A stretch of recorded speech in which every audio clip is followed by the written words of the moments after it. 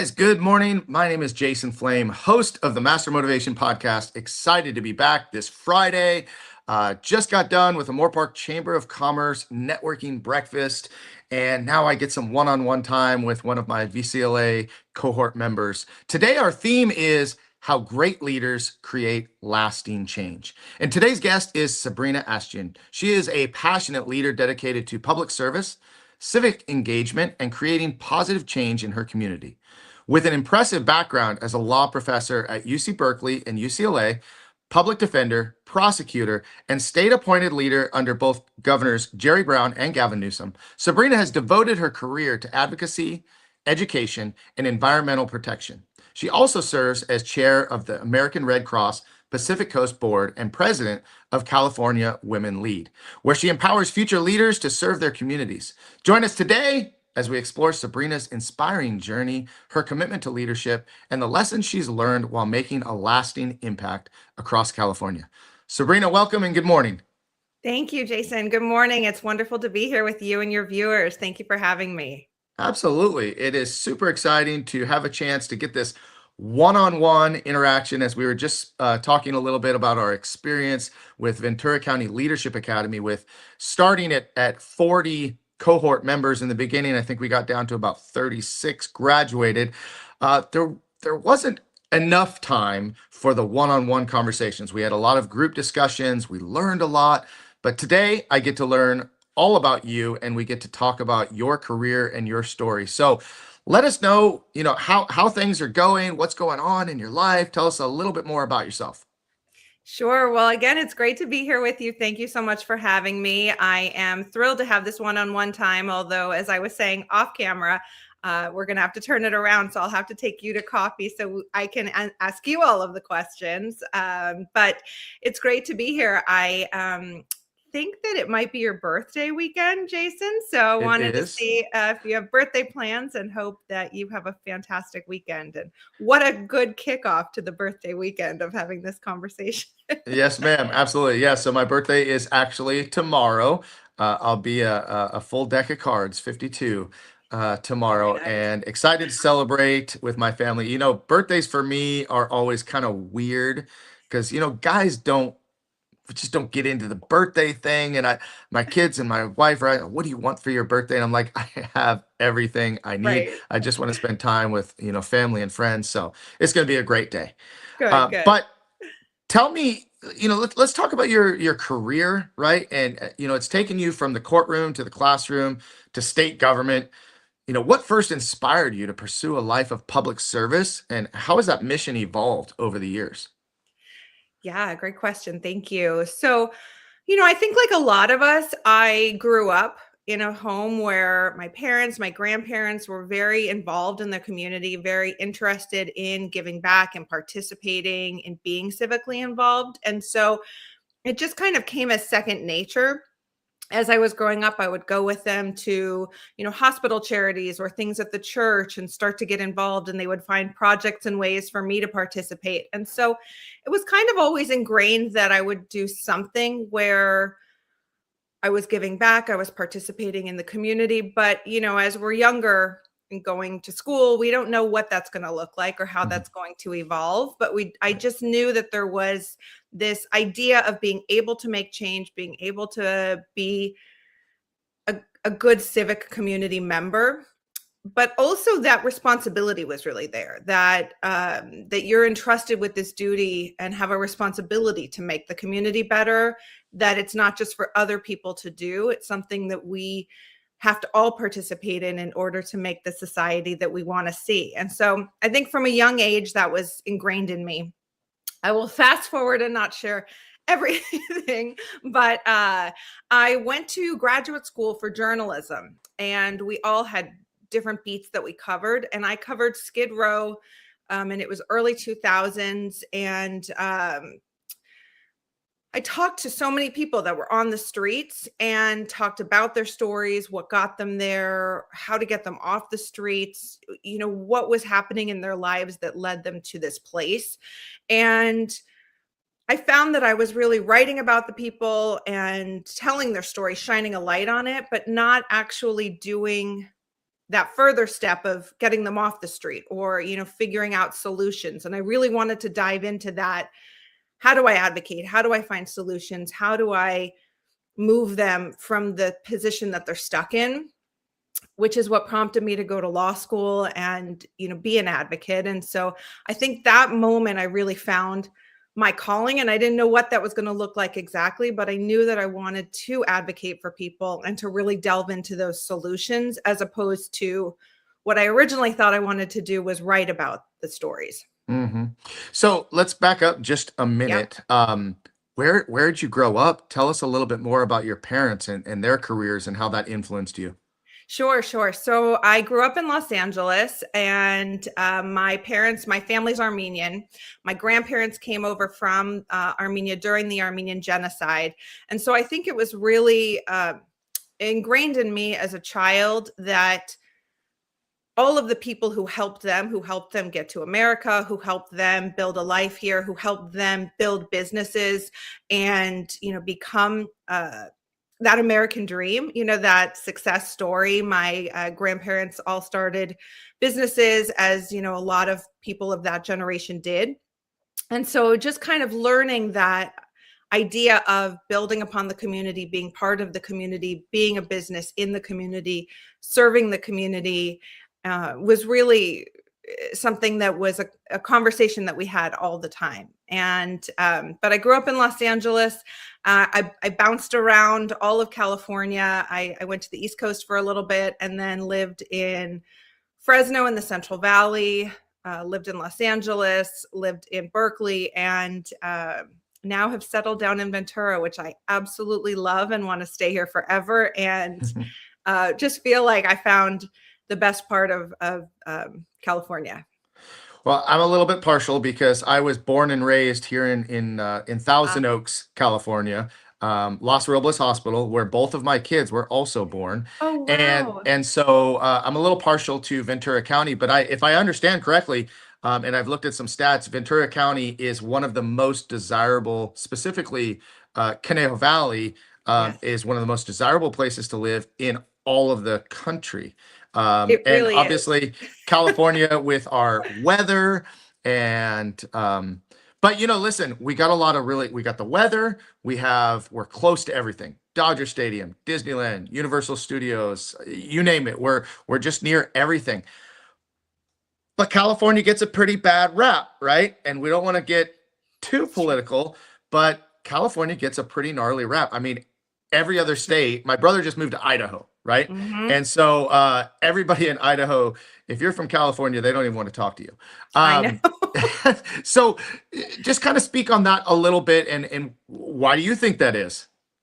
Yeah, so I do agree. And, I think a conversation that we had when we were deciding where we were going to settle down after we came back to Southern California. My parents were aging and having health issues. I wanted to be closer to them. But we had this real conversation about, does that mean they move with us and we move to a different state? Does that mean we, move somewhere in California? And so we chose Ventura County just because we really loved the local structure of government here, and just how it seems like Ventura operates in such a wonderful way. And so that's what led us to be here.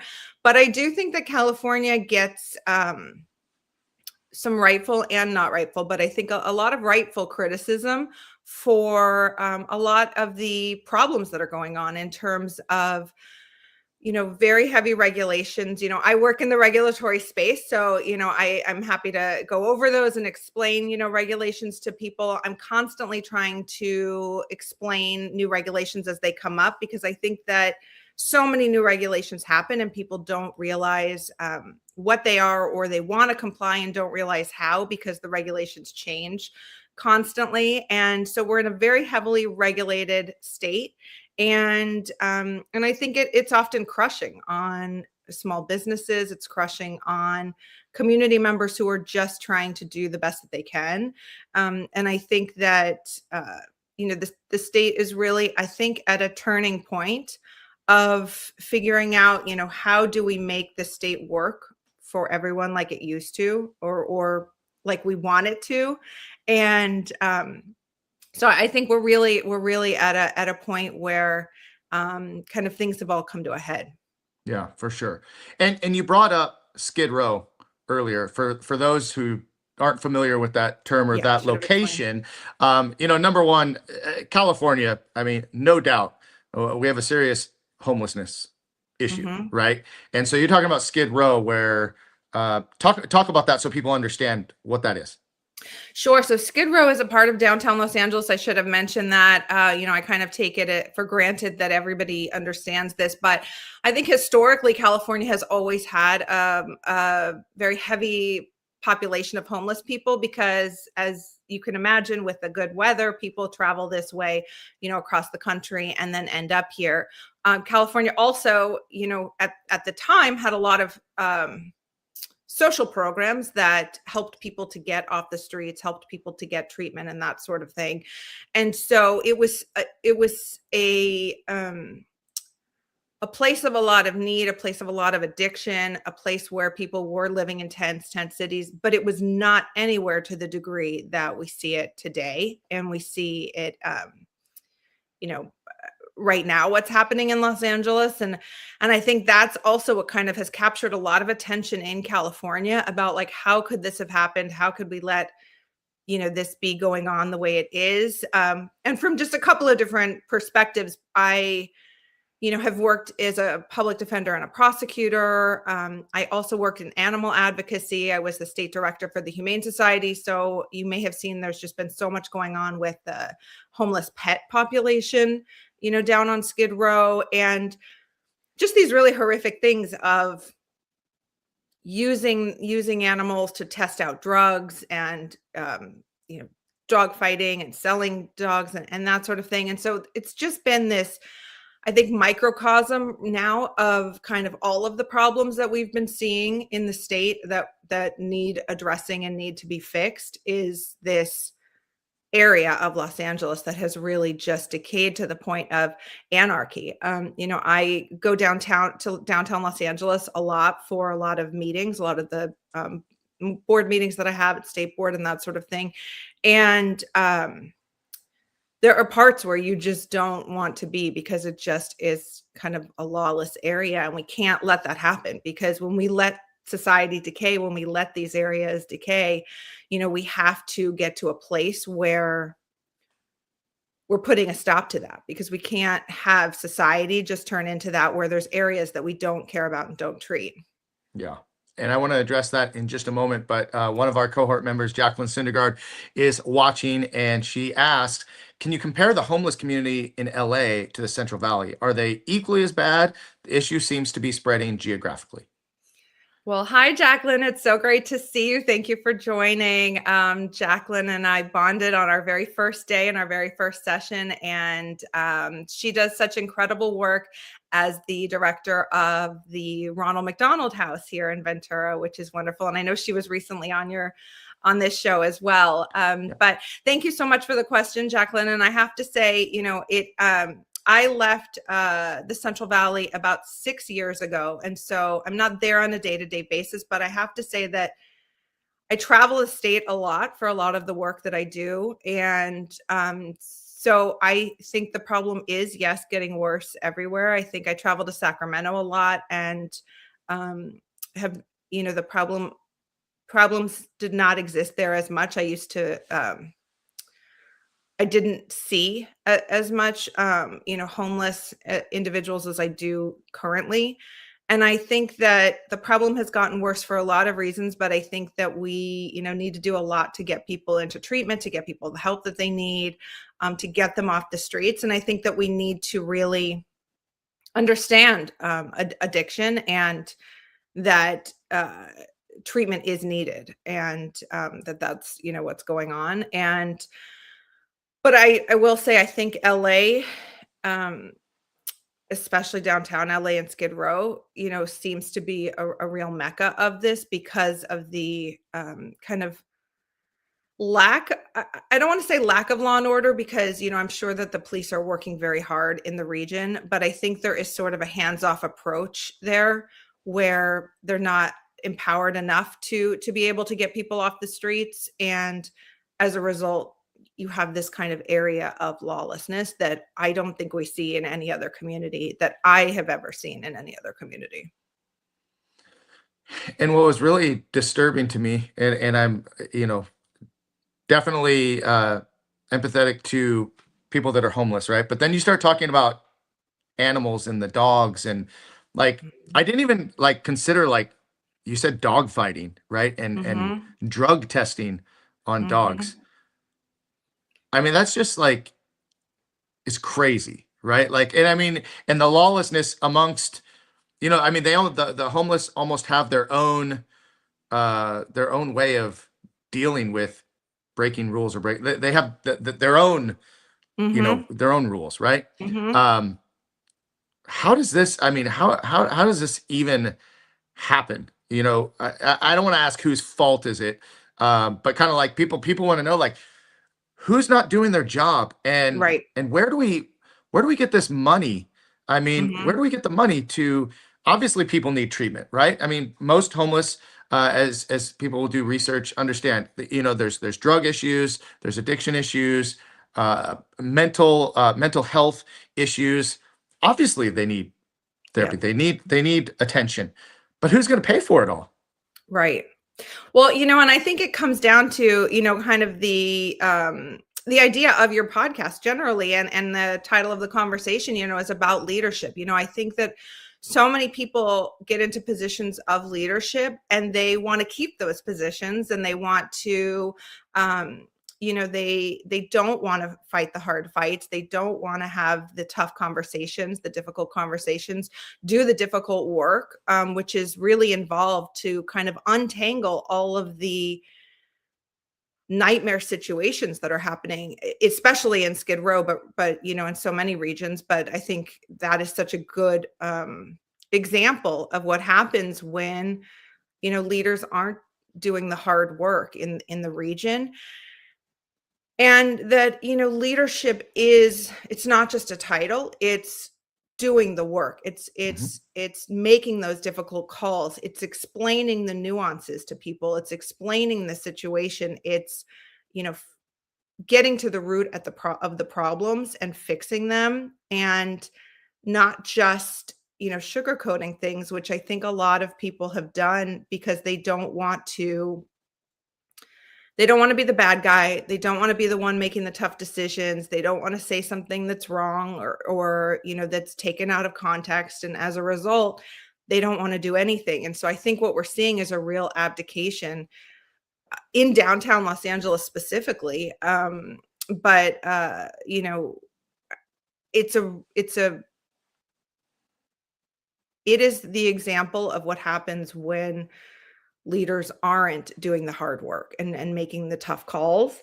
And I think that, what has been always ingrained in me is, if you're not going to do the hard work, if you're not going to make the difficult decisions, if you're not going to have those tough conversations, if you're not going to do something that maybe some people aren't going to like, then you shouldn't be in that position. You should give up your seat for somebody that is going to do it, because these solutions need, or these problems need solutions. And Mhm. so it's not okay to just not want to upset anybody. And by not trying to upset anybody, you're, letting this lawlessness occur. Mhm. And so, I think from a perspective of any type of leader, any type of leadership position that you are entrusted with, it's really critical to make those tough decisions, of make those tough calls, and explain your decisions to the public, or to, if you're serving on a board, explain those decisions to your fellow board members or shareholders. If you're in a nonprofit, explain to the public, to the donors, to the community members. It's important to explain your decisions, to be transparent, to, always try your hardest. But I think that's an example of where, people don't want to make the tough decisions, the tough calls, and Mhm. have some people upset with them. And as a result, you're seeing this happen, and you're seeing it play out. I think so many of us are seeing it play out, on our screens daily with these images. And from the animal perspective, I think that that is a hook that really kind of got a lot of people who maybe weren't understanding or seeing the area to see, just how devastating the situation is. Because I think that that's, um, you're seeing the most vulnerable. You're seeing, animals are seeing these vulnerable pets, just treated in such horrific ways. And so I Hmm. think it's really shining a light on, we need change. Yeah. It's crazy too, though, right? I mean, people that are homeless go through lots of challenges and health struggles, but as soon as you put a dog in there, dog lovers are going nuts. I mean, people have so much more passion for dogs than people. I don't know. Sometimes I like dogs more than I like people, but anyway, I digress. I was going to ask a question, Yeah. because you were talking about, leaders need to do the hard work. And as we know that there are problems and challenges, do you think that a change in leadership in LA, a change in leadership in California is the answer? Or is it just holding them accountable to doing the job that they were elected to do? Oh, great question. Well, I think this is such a lawyer answer to say it depends, or, there's like nuances to that. But, I think it really depends on the specific position that we're referring to. For instance, like, what does city council have purview over? What does the board of supervisors have purview over? What do the state legislators have purview over, in order to figure out like where change needs to happen? I do think it's really important for us to be holding our leaders accountable, to be involved. I think that, you're an excellent example of this, but, someone who goes to, the meetings, who is involved, who understands what's happening in your community, is very involved in bettering your community, but also really understanding the community. And I think we need more people like that. We need people who are getting involved. Obviously, everybody's not going to want to run for office or, Right. serve in that way, but everybody can take a part of knowing what their leaders are doing, knowing the votes that they're taking, knowing if they are, how they're treating people when they come and make public comment, if their elected leaders are listening to the issues that they are facing and they're having, and how they're handling those. And so I think it really depends on the specific leader, based upon how receptive and responsive they are to Hmm. their constituents, based on the votes that they're taking. Are they taking those hard votes? Are they taking a hard vote that maybe doesn't seem as popular, but then they're explaining to people why they did that? Because that's really critical. I think this kind of go along to get along, where everybody is just, voting in favor of something or voting against something, just because nobody wants to, nobody wants to be the one that's making that tough call, is really doing a disservice. Because it's having those difficult conversations. It's finding out where the tensions are, where the sticking points are, where people can find agreement and common ground and come up with common sense solutions, that I think is really needed. And so I think, you need one strong leader to do that, and then another person will follow, and another person will follow. And I think then you'll see a lot of the change.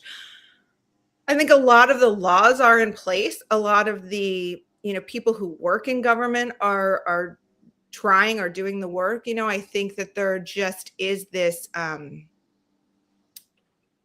think we've kind of had this point of, we're, as community members, not as involved, which is then leading to a position of where there's a vacuum of that kind of checks and balance system that we need to have.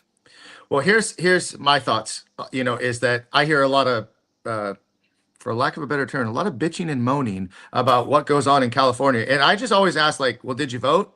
Yep. No. I mean, what am I going to do? One person. Hello, Yep. participate in you know what I mean? Like, yes, you Yes. can, and Yeah. speak up. Like, I mean, if you have, your values and your morals, and Mhm. this is what you believe in, like, and you could do that in a respectful manner. right? 100%. And I think that that's important. But I mean, like, I'm always baffled at people that like complain, but like they don't vote or Yep. they're not educated. Well, did you know this? Did you, I read this on Facebook, and you're like, Yeah. dude, really? Like, if I believed everything I read on Facebook, I know. it would be amazing. Especially now. Oh gosh. So let's kind of let's talk a little bit about Yes. your education, right? So you taught law and Hmm. legislation at both UC Berkeley and UCLA. What are some of the biggest lessons you hope students leave your classroom with beyond just understanding the law? Yeah, great question. So, and I think that goes to your previous point also, which is, I always tell them to get on the ground, to go out there, to get into the community, to talk with people. I think especially in higher education, we have a tendency to just have an echo chamber. And it's really critical that students get out in the community, especially, I think, we're of this same generation. And so I think that we are much more used to going out, talking to people with different views, getting out there because we didn't have all of this. We didn't have social media. We didn't grow Right. up with phones and all of that stuff. And so I think it's a lot more challenging for, for students, for, those that are just coming up. They're not used to that conversation. They're, used to being behind a phone, behind a screen. And so it helps, I think having that screen up really keeps them from interacting with others that are different, that think differently, that view the world differently. And that's really critical. And that I think goes to the same problems that we're seeing in society as to like, how do we get to a place where we have more common ground, where we can come up with more common sense solutions? We can only do that when we're seeing and hearing from everybody, And so I think we're too often like getting too uh, devoid of that by being, in our just echo chambers. And so it's really important with students. So I'm always telling them, get out there, talk to people who are in different regions, who are different ages, who are different backgrounds, who have different political beliefs, find out where they're coming from, what they're doing. And I specifically taught in clinic settings. So, teaching kind of in these real life simulations of, kind of a law office or a legislation office. And in that instance, it's so important to have the working with them, actually going out there and interviewing community members, talking to people, finding out what their concerns are, finding out what are the ways that a law would help them or hurt them, and so I think it's really critical. And I see that Jackie said, 20 somethings, aren't used to that. And it's true that we need to really instill in that kind of a actual physical face-to-face communication with people. And I think that will then turn us back into a society where, people really do feel a part of it and people really do feel that responsibility to their neighbors, to their community members. One of my favorite memes on social media that I see every now and again is it's a black and white picture of a kid just punching another kid in the face. And of course, in my world, that's just a normal thing because that's what we do. We do a whole lot more than that, by the way. But uh, in the meme, it says, "In my day, you would have got punched in the mouth if you said something like that to my face." And it's like, you were talking about like screens up and basically keyboard warriors, right? Like Mhm. everybody is brave enough to say what they want to say online, but they don't Yes. actually get face to face with people and talk it out. Or they're Yeah. so indoctrinated from whatever, whether it's, school Mhm. and education or Mhm. their parents, coming from a different era. Um, all of these things. So how can we as parents, as educators, as leaders do a better job of helping our children to have an open mind and to Mhm. educate themselves more on the issues at hand? Because, again, Yeah. I'm thinking about the movie American History X, right? And you Mhm. watch how what he learns, Ed Norton's character Mhm. learns from his father. He's racist, right? Yep. And it's like, but that's just what he was born with and brought up with, and so Exactly. that's what he went into the world Mhm. until, if you know the story, it turns around and he educates himself. And then, I'm just thinking of lots of different situations in school where Yep. schools are teaching things to children and adults, college. not to think, just listen.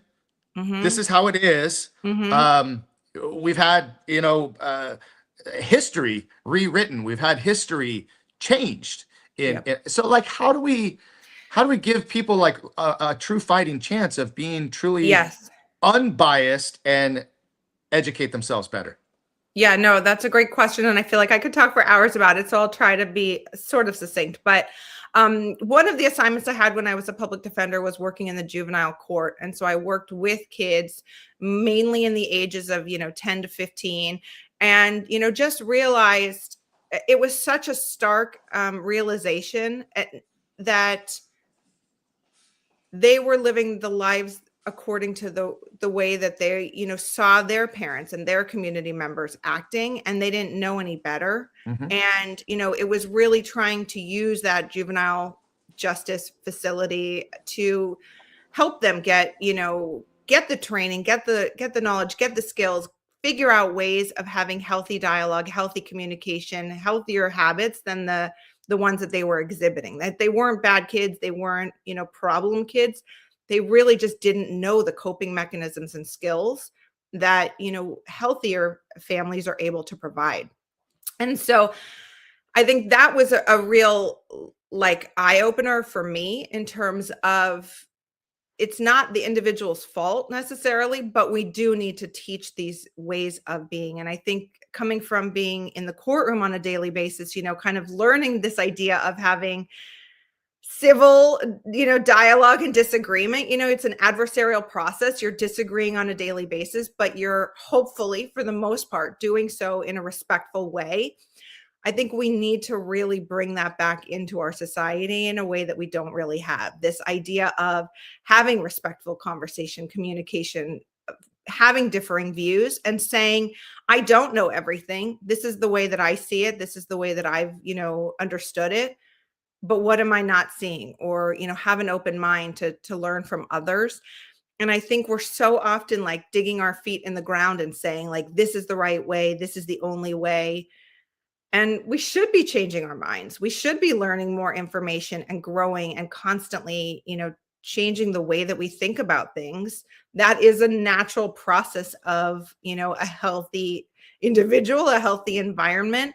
But we need to be having those conversations. And I think that we have kind of learned that we're not supposed to disagree or no, I take that back because we're disagreeing, but I think we have forgotten this idea that we're supposed to disagree civilly and that it's okay to have, a conversation back and forth with someone where you aren't seeing eye to eye, but you can find those common grounds or you can find something that leads you to understand where the other person is coming from. And maybe you'll walk away from that conversation thinking differently, thinking, I never thought about it, but that person with that lived experience shared with me something that happened to them. And now, I have changed the way that I think about this, or I see where they're coming from, and I think we just kind of are making the people who we think differently from into these like evil people, like, well, everybody on the left is evil or everybody on the right is evil, or just this idea that you're not dealing with other humans who are also trying to do the best they can, who are also doing what they think is right, and coming from a good place. And so I really think we need to bring that civil discourse back, which I think BCLA is a good place for this. I think, various local community groups. I think getting in a local community group is really a great way of doing this because you're actually interacting with people that you see on a daily basis or, could see on a daily basis. Like you're not sitting behind a keyboard, writing some angry rant to somebody that you'll never see. You're actually like coming face to face with people in the grocery store, in the checkout line. And so you want to find that common ground with those people. Absolutely. And I apologize. I'm muting my mic in between because I've Oh, got no my worries. gardener in the background doing his thing. But so I came from an era of my parents and grandparents would always say, we don't talk about politics, we don't talk about religion, we don't talk about money. I understand why, but I also don't always agree with that because having done that, now you're always, like you said, you're in that you're in your own bubble of your own Yes. thoughts. And one of the things that I appreciated most about VCLA, and quite honestly was very hesitant about being part of the group, is Mm-hmm. that I have very strong beliefs and morals and values that sometimes don't align with other people, right? Very Mm-hmm. conservative. I'm a Christian man, and I have these thoughts and what I believe. But what I appreciate is hearing from the other side, so to speak, and hearing from other ways of thinking, because it just opens my eyes. If anything else, because I I have friends that are so far right and so far left that, Mm-hmm. like, I could only imagine what it would be like in the same room with them. And some people that just automatically will say, if you're this way, I'm not even going to talk to you. And I can't get behind that because, I've been a martial arts instructor all of my professional life. And everybody in my school they walk in from all, I've Mm-hmm. had right, left, black, white, Hispanic, uh, Jewish, Catholic, Christian, everything, every Yep. background. I'm sure that I've had people that have committed crimes, or, people that have been divorced, all these things, right? I want to be the best that I can be for them, to teach them to be the best that they can be. And if I come in with all of that bias, I don't think that it makes me a good teacher. I don't think that it makes me a Yeah. good leader. And I really don't think it makes me a good person if I'm totally and completely closed off to hearing. Mm-hmm. Now, it doesn't mean I have to believe it. It doesn't mean I'm always going to change my mind. But Yep. there has definitely been some conversations that I've had, specifically in our group, that I respected their opinion. I respected their Mm-hmm. thoughts. Didn't agree with them, wouldn't get behind it, but I'm going to listen so that I can understand, Yes. right? And I think that's kind of the key, is just like trying to understand That and is. be a little bit more empathetic to everyone, to be a better and stronger leader. Yes, I think that is the key, is listening to understand. And I think so often people are listening to then just speak their, what they already think. And I think that listening, that back and forth, that learning from one another is so critical and what we need more of. And I think we need that more in civic leaders. We need it more in elected leaders. We need it more in society generally, in schools, that listening and dialogue of listening to understand, potentially change, but just learn where people are coming from, because often, or always, we only see things from the perspective that we've been in, Hmm. and so it's that, being in different places, talking to different people, finding out their lived experiences, that I think really is so vital. I think, like you were saying, having friends that believe in all different things, that are all different types of backgrounds, that so many people don't have that. So many people only have the people who think and look and sound exactly like them, and I think it's no wonder then that they have beliefs that they are very rigid in, because they're not used to being challenged. They're not used to seeing and talking to people that think differently, look differently, act differently. And I think that it's so important that we, meet people of all backgrounds, of all ages, of all regions. And I think that was one of the really best things that has happened to me, of kind of bouncing around the state and living in so many places, is the Central Valley is so different from, where I grew up in the Hollywood Hills area. And so, learning about the differences, the different ways people think and act, and going to the East Coast, and, seeing how people, learning about just different people's experiences, having friends who are 20, 30, 40 years older, having friends that are younger, finding out more about them, and where they're coming from, how they're thinking of things, is something we need to be doing more of in society, which is another reason why, not as a plug for BCLA, but another reason why I think it's so great to have programs like that, or Rotaries or clubs, or different things where you're meeting people of different ages, different backgrounds, different, Hmm. areas of the community. I think it's really, that's the way that we can make change. Well, I think what you said about being challenged, we need to be challenged. Hmm. We need to be challenged, and Yep. our leaders should be challenged, right? Yep. Like you said, Yep. accountability. But like when someone challenges me, right, on any certain issue, it's going to do one of two things, right? Because I'm going to either educate myself Yep. and feel that much stronger for my position, or I'm going to be educated and maybe have a slightly different perspective based on that education, right? And be able to make that decision. So I think, Exactly. it's like for me, when you're challenged on the mat, right? I got to face somebody, and I'm either going to reinforce the fact that my training was good and I beat them, or I'm going to find out, man, I didn't train as hard, or they were better than me Yep. because they put more time in. Kind of similar Yeah, situation exactly. And there. either way, it's a good lesson. Mhm. I'm laughing because I don't know if I ever told you the story, Jason, about my parents enrolled me in Taekwondo when I was young, when I was a preteen, because I was very shy and was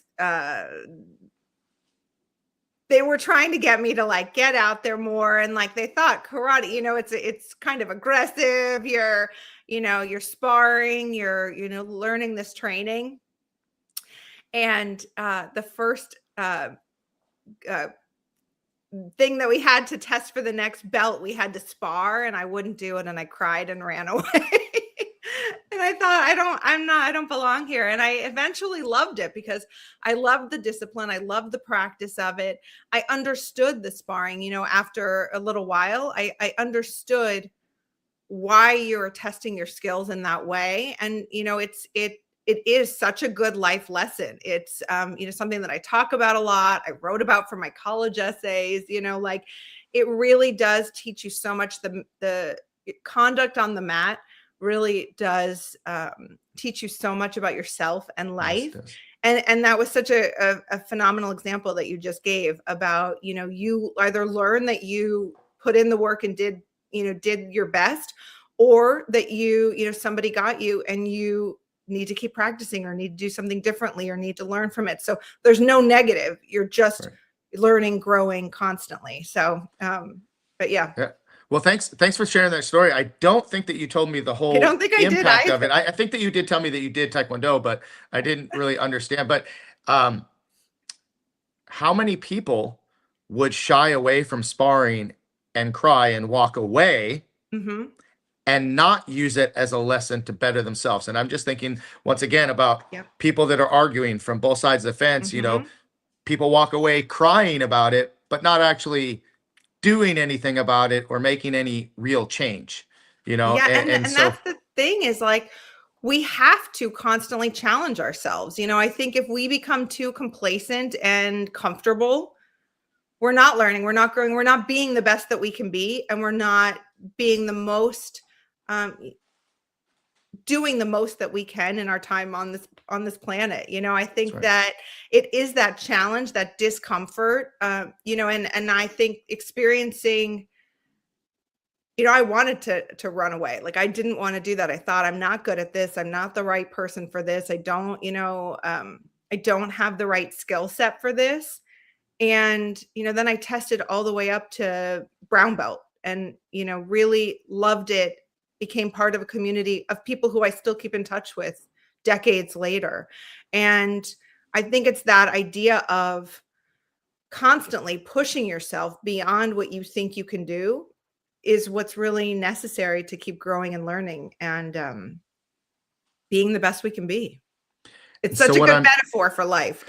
so what I'm hearing is that you finished on a brown belt and you have a little bit further to go to get that black belt, and it's never too late.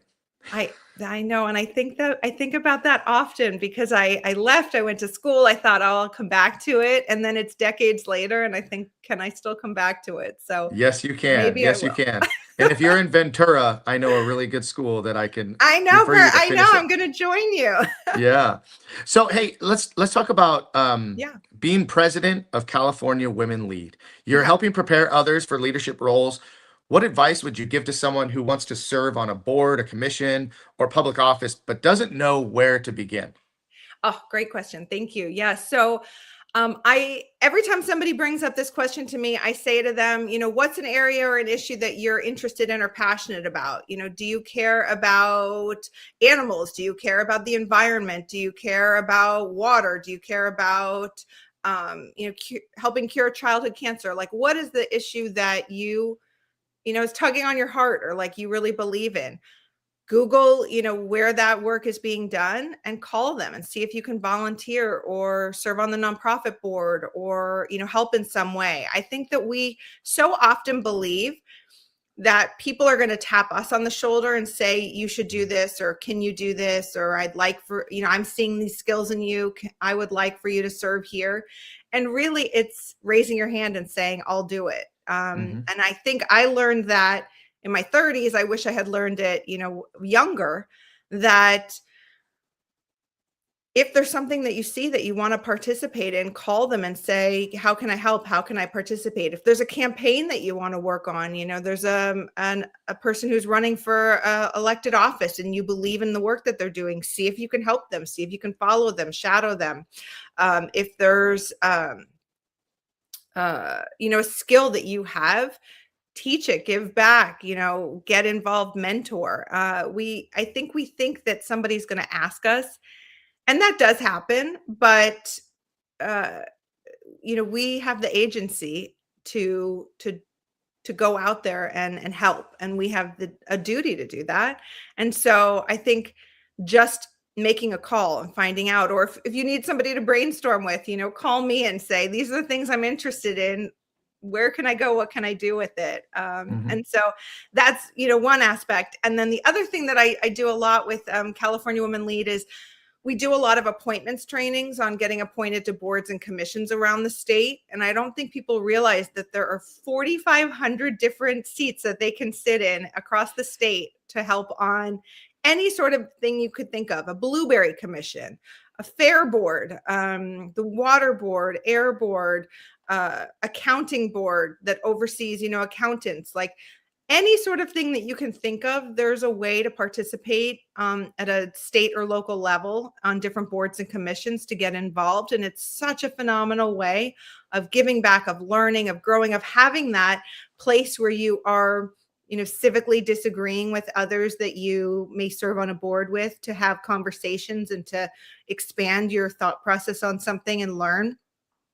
And so if anybody that's listening has an organization or a club and would like me to come and do one of those talks about boards and commissions, there's local boards and commissions, state boards and commissions, and it's a great way of giving back to the community and also getting great skills, being involved, feeling like you're making a difference.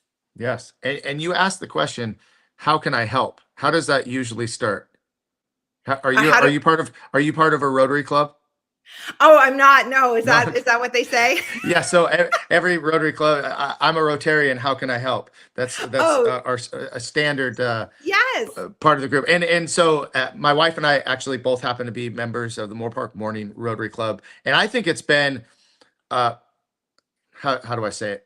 I don't want to say like the lowest level of leadership, but it's a great way for people who are not already involved in local politics yes, and part of the Chamber of Commerce, like anybody, like a member of your community can be yes. part of a Rotary Club or a Kiwanis Club, any service club that can help give back. It is so easy, but like you said, not everybody has a Chris Barrett. I don't know if do you know Chris Barrett?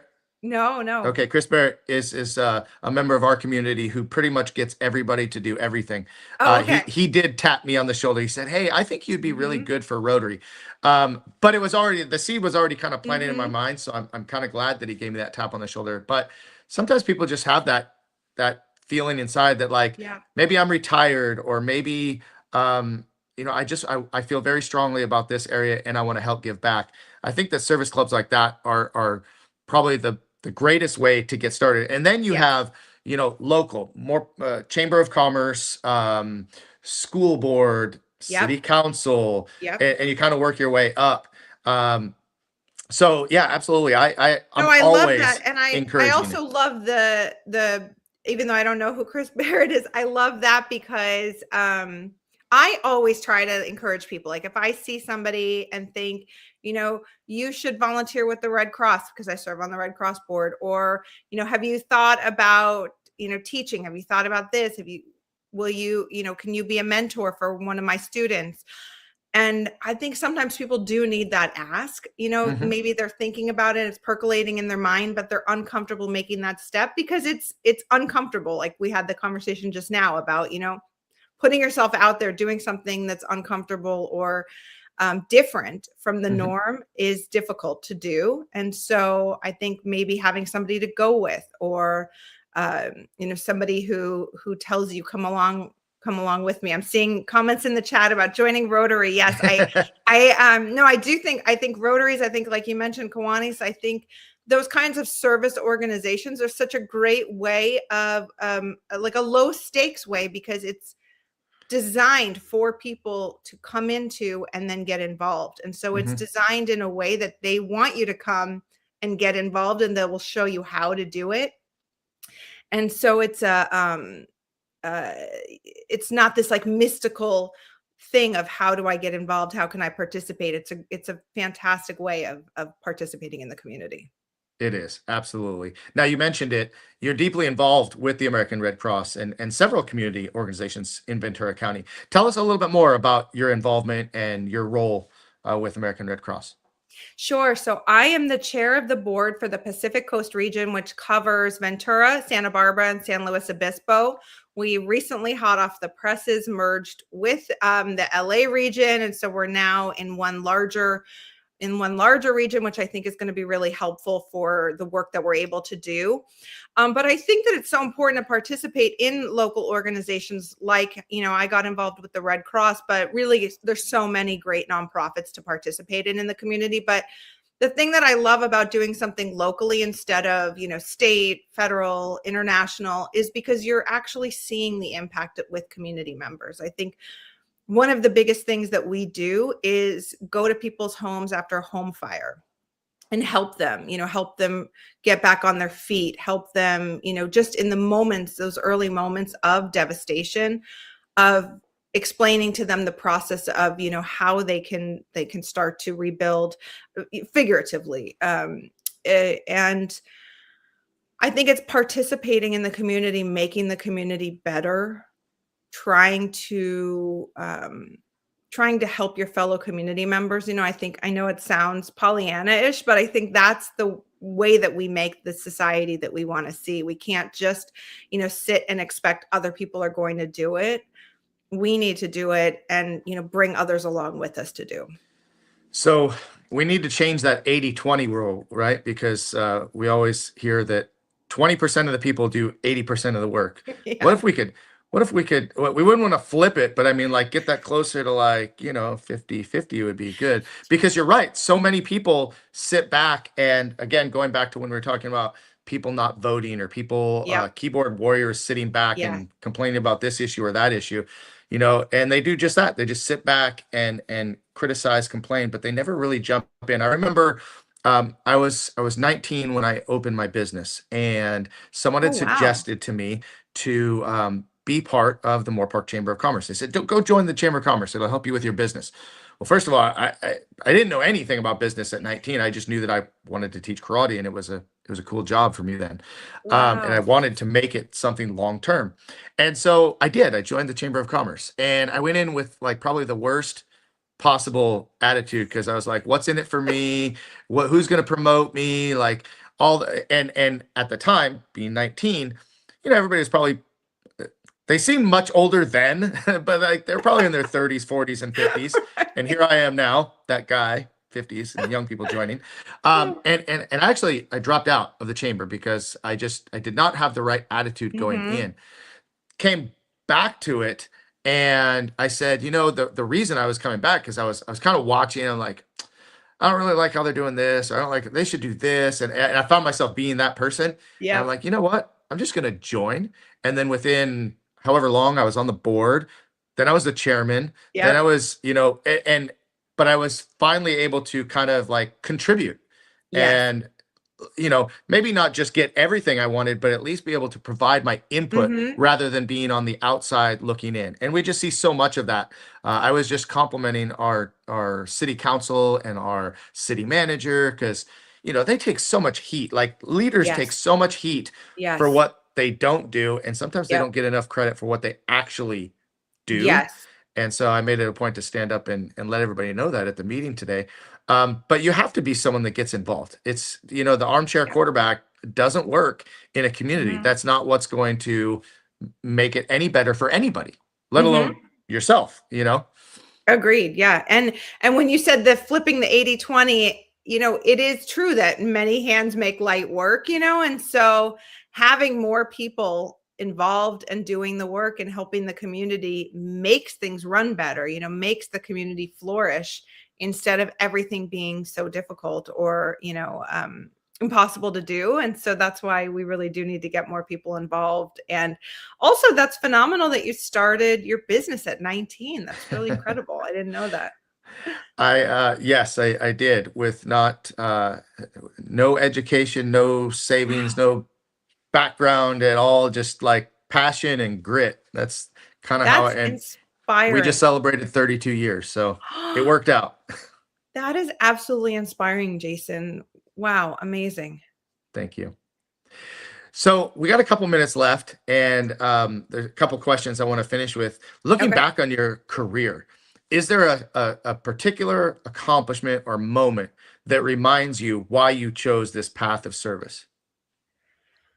Oh gosh. I don't think there's one particular moment, but I think it's a lot of moments. I think it's moments like when I was a public defender, I mentioned that I was in the juvenile court, seeing a lot of those students or seeing a lot of those kids then become college students, seeing them get Mhm. jobs, seeing them get married, and, seeing the successes that they had in their lives because of the fact that somebody was there for them, somebody advocated for them, somebody helped them on the path, and getting those thank yous was really incredible.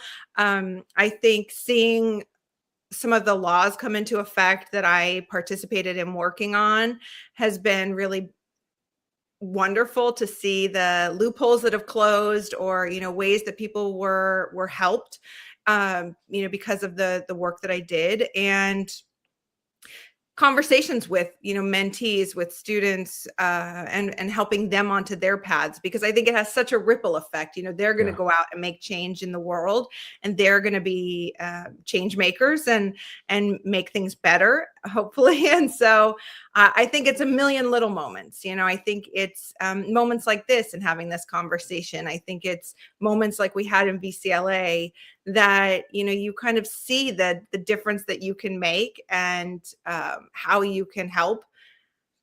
I think that's what is motivating. Well, and I love that you brought up the ripple effect of mentoring just one person, Yeah. right? Or being mentored by one person, and how that ripple effect affects, maybe your small influence of people, but Yeah. that small influence starts to spread out and move out and move out. And before you know it, like you've got kind of a mission. And so, yeah, I Exactly. definitely believe in that ripple effect. So, last question. Okay. If you could sit down with your younger self at the beginning of your career, what advice would you give her, knowing everything you've experienced since then? Okay, the thing that I would say, and what I actually tell my students all the time, because I think so many young people are paralyzed with fear. They're afraid that they're going to make the wrong choice, and so they don't want to Mhm. make any choices. Right. And so, I mean, you see this, I think, with a lot of people, but Yes. I think, we get so stuck in this idea that, well, should I take this job or that job? Should I live here or here? Should I, go out with this person or that person? And we just get into this idea that we're closing doors or making the wrong choices, and it's gonna be devastating, instead of flipping it and saying everything is a lesson, everything is for a reason, and will give you more information to become the person that you're supposed to become. And so none of these things are wrong. You can pivot, you can change, you can grow, and none of them are failures. The things that you do that don't end up working out, you learn from. you just have to get back up and be resilient and keep, fighting the good fight. Mhm. And so I think that that's what I would tell my younger self. And that's what I try to tell students, because I often feel like they're so stuck that every decision they make could be the wrong one. And Mhm. they're going to make wrong ones. I made wrong ones, you made wrong ones. We all have made decisions that we, learn from, grow from, learn from. And that's how we become the people that we're supposed to be and can do the good that we're supposed to do. And so having that grace and that resilience, I think is, the greatest gifts. And we shouldn't shy away from that.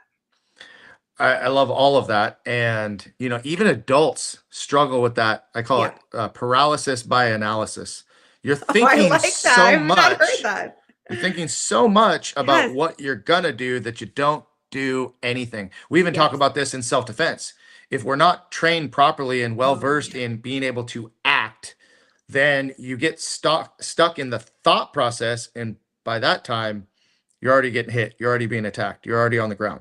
And so Yes. sometimes instead of ready, set, go, right? Sometimes it's ready, go.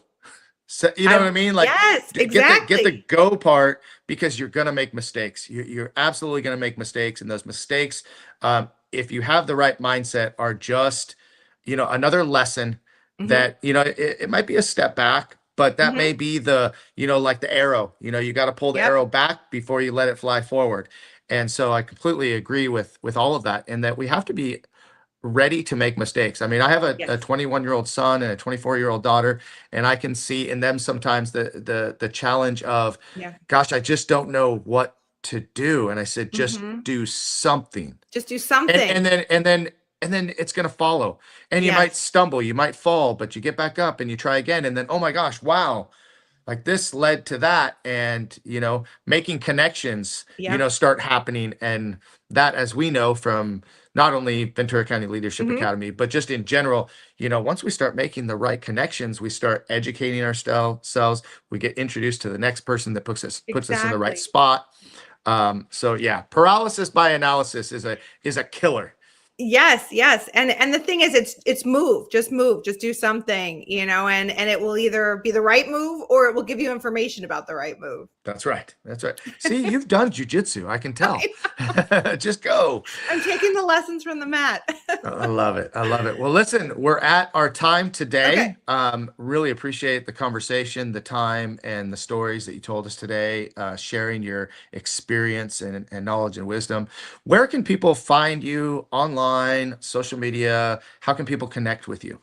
Yes, and I would love to connect. I thank you all for tuning in. I can be reached at it's my first name period last name at Gmail. So Sabrina period Ashjian at gmail.com. Or I'm on LinkedIn at Sabrina Ashjian, and would love to connect. Would love to come to your various groups and talk about appointments, trainings, to meet with you, to find out your story instead of just hearing mine. So thank you so much, Jason. It was really wonderful to be here. I really appreciate the opportunity.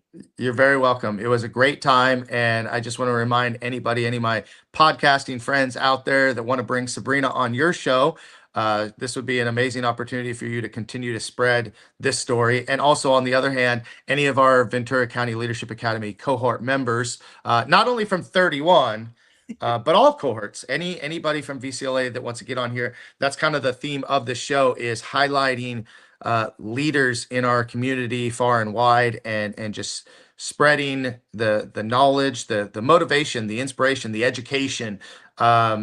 I think everybody has it in them to share something. So I'd love to share your story. Please connect with me and let me know if we can have you on the show. And please go to YouTube and subscribe to Master Motivation Podcast. You can also follow me on LinkedIn, Facebook, Twitter, Twitch, TikTok. You name it, I'm on there. It's either Jason Flame or Master Jason Flame. You can find me. But Sabrina, thank you so much for being on the show today. Thanks for all that you do and continue to do. And I'll look forward to seeing you at our next focus group meeting. Definitely. Thank you. And have a wonderful birthday weekend. Thanks so much, Thank, Jason. thank you very much. All right, guys, that's it for today. We'll see you on the next show next week. Take care and be good. Bye-bye.